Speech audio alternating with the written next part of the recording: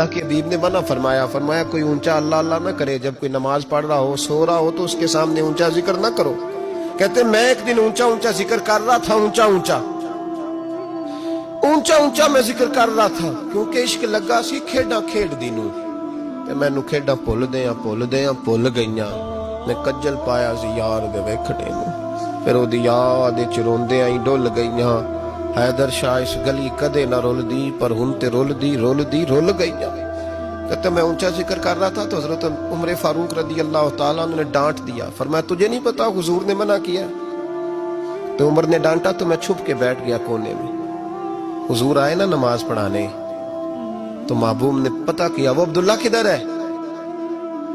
کہتے میں کونے میں تھا، حضور نے فرمایا کیا ہوا؟ تو میں رو پڑا، میری عزت بڑی تھی نا مدینے میں، کبھی کسی نے کچھ نہیں کہا تھا۔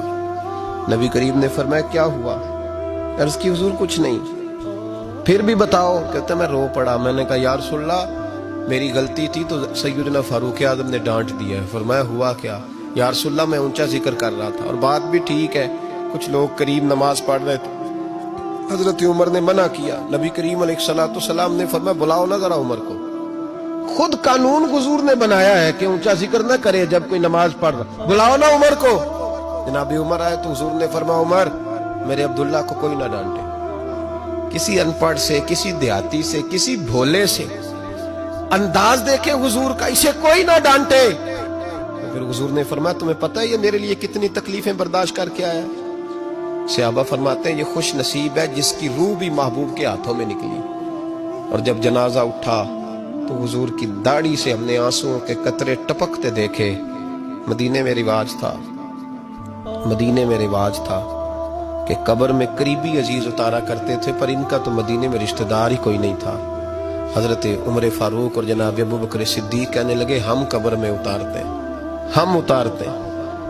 جب ان دونوں نے اٹھایا قبر میں گئے تو کہتے ہیں کمال دیکھو اللہ کے رسول ہم دونوں سے پہلے قبر میں اتر گئے، اور حضور نے یل بدایا ون نہایا میں موجود ہے، کب مجھے دو میں قبر میں اتارتا ہوں۔ کہتے ہیں حضور نے تنے تنہا پکڑا، تنے تنہا قبر میں اتارا، پسے مردن فرشتوں نے جو تلاشی لی تو کیا نکلا؟